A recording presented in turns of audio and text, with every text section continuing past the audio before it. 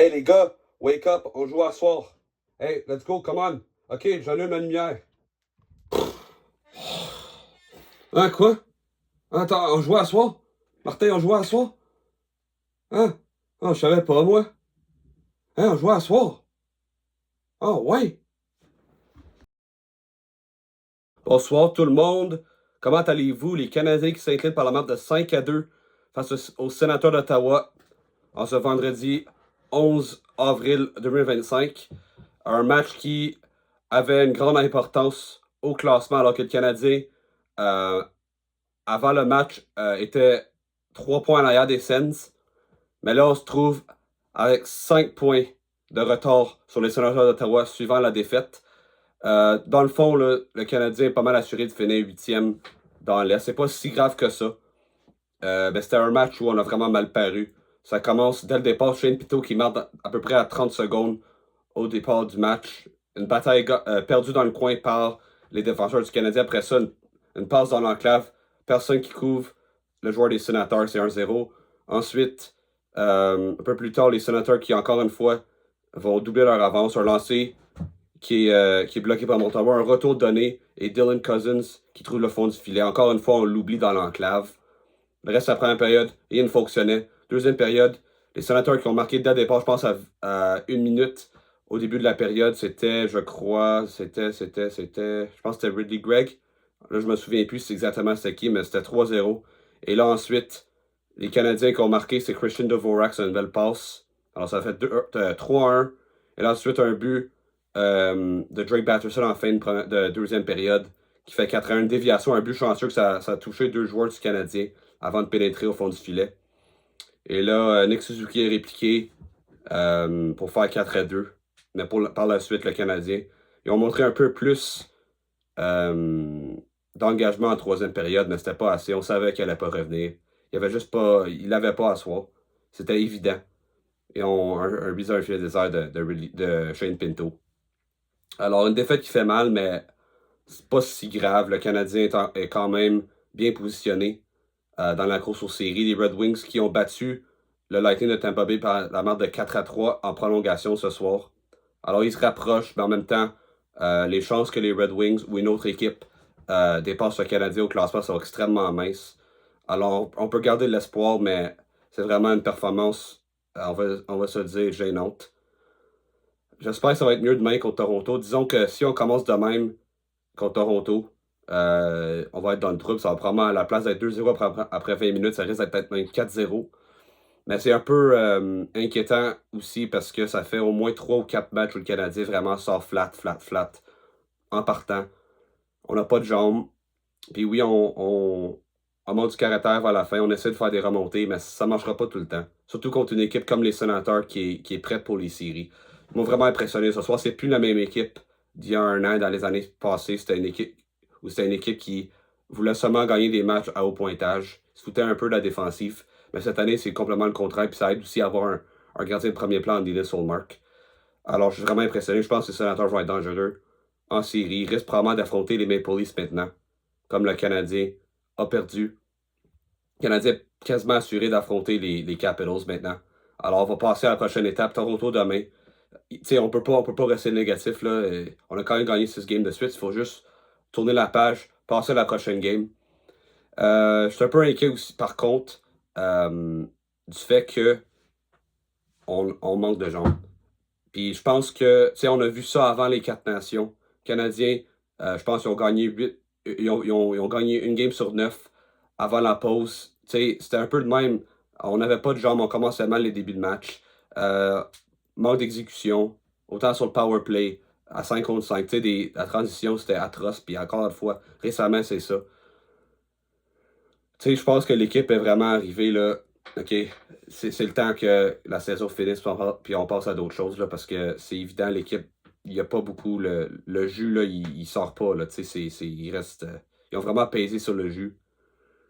Ils ont vraiment pesé sur les citrons, je veux dire. Puis, écoute, la saison. Il est temps que la saison finisse, puis qu'on passe aux séries, parce que. Tu sais, puis. C'est une occasion manquée à soir, parce que si on aurait gagné, on aurait clinché notre place en série. Puis après ça, là, ça aurait été plus facile de pouvoir reposer certains joueurs. Je pense notamment à des joueurs comme Armia, comme Josh Anderson, peut-être Gallagher. En défense, David Savard, Mike Matheson qui joue beaucoup, Samuel Montembeault. Là, je pense que en raison de cette défaite-là et de la victoire des Red Wings, et les Blue Jackets ont aussi gagné hier soir face aux Sabres, c'est très peu probable qu'on rate les séries, mais il y a quand même une chance, si on perd toutes les games ici puis les autres équipes gagnent, on perdra notre place, on ne sera pas en série. Alors, il faut essayer. Puis demain, contre Toronto, ça ne sera pas facile. J'ai le feeling peut-être que demain, on va mettre Montembeault encore pour un dos à dos pour essayer vraiment de s'assurer cette place en série. Parce que tu veux pas prendre de chance. Puis ça me surprendrait qu'on repousse la majorité des joueurs, mais je pourrais voir Armia, mettons. Armia, il est vraiment connu un match difficile. Ça paraît que son poignet est magané. Il rate beaucoup de passes. J'ai jamais vu un joueur qui a autant de difficulté à cadrer ses passes sur la palette. Souvent des longues passes qui sont complètement manquées. Alors, ça, c'est. Lui a vraiment besoin du repos. Peut-être, honnêtement, là, ça me surprendrait pas. Même si je pense que le plan, c'est de le faire jouer à Montréal lundi, mais ça me surprendrait pas qu'Ivan Demidov fasse ses débuts dans l'Union nationale demain. Pour plusieurs raisons. Je pense de un, évidemment, le Canadien, je pense, a besoin d'un électrochoc. On n'a pas de jambes. Puis je pense qu'ajouter un joueur de ce talent-là, ça permettrait de peut-être pouvoir augmenter le niveau d'énergie de l'équipe. Et peut-être aussi, ça serait avantageux pour le Canadien aussi pour qu'il puisse se développer une chimie avec quelqu'un. Peut-être Laine ou Newhook, je ne sais pas. Mais tu sais, 3 matchs, c'est peut-être mieux que 2. C'est sûr que lui, il faut qu'il s'ajuste au changement d'heure puis puis au fuseau horaire nord-américain ou juste montréalais, mais je pense que puis aussi un autre avantage, peut-être il y aurait pas peut-être ça serait aussi mieux pour lui qu'il joue pas son premier match devant tous les partisans qui vont juste pour éviter la pression.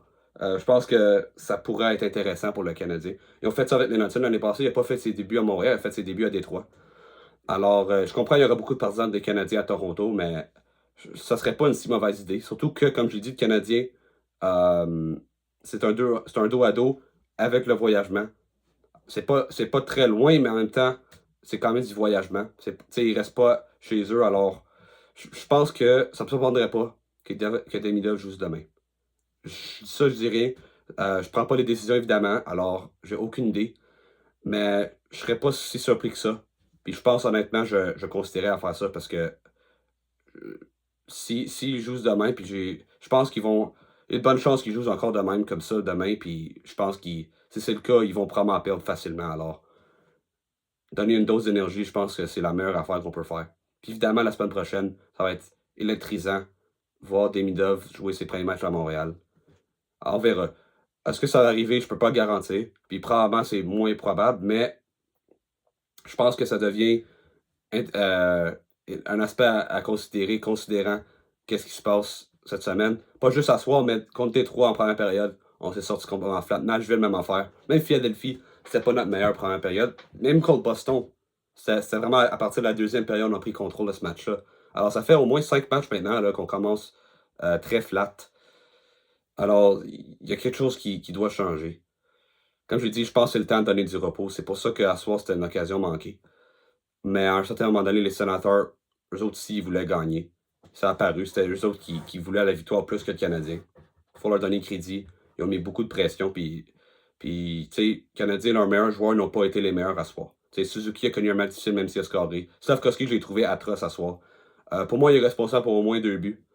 Le premier but de Pinto, il couvre pas son homme, puis il est au bout du bâton. Et là, ensuite, sur le deuxième, le but qui fait 3-0, il perd sa bagarre devant. En fait, non, il perd pas sa bagarre, il sait même pas quoi faire, il est perdu, il regarde même pas le jeu.